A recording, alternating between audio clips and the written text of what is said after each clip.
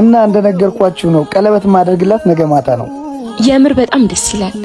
አዎ በጣም እና እኛ ምን እናግዘ? ስለ ቦታው እንድናወራ ነውና ምን ብናደርግ ደስ ይላታል ብላችሁ ታስባላችሁ? አንድ የመጣው ስልክ ተደውሎልኝ ነው። በቃ ችግር የለውም። እሺ ምንም አትጨነቅ። ደግሞ እርግጠኛ ነኝ በጣም ነው ደስ የሚላት። የእውነት ደስ የሚላት ይመስልሻል? አዎ በጣም። እና ወይኔ አይኔን ምን ሆነ ነው? ምንድነው እሱ?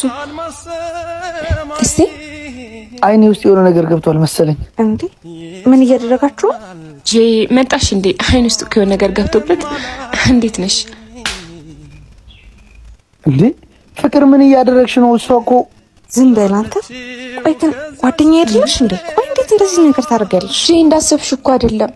አስመሳዮች። እኔ ደግሞ የሚገርመኝ እንጂ ባልሽ ነዛ ቁጭ አድርገሽ እዚህ ብቻችሁን ተገናኝታችሁ ምን እያደረጋችሁ ነው?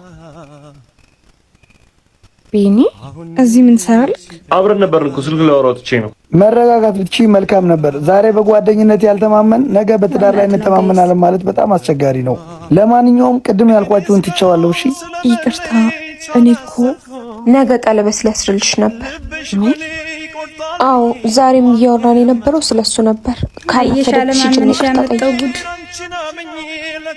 ይቅርታ ብትጠይቂ ይሻልሻል።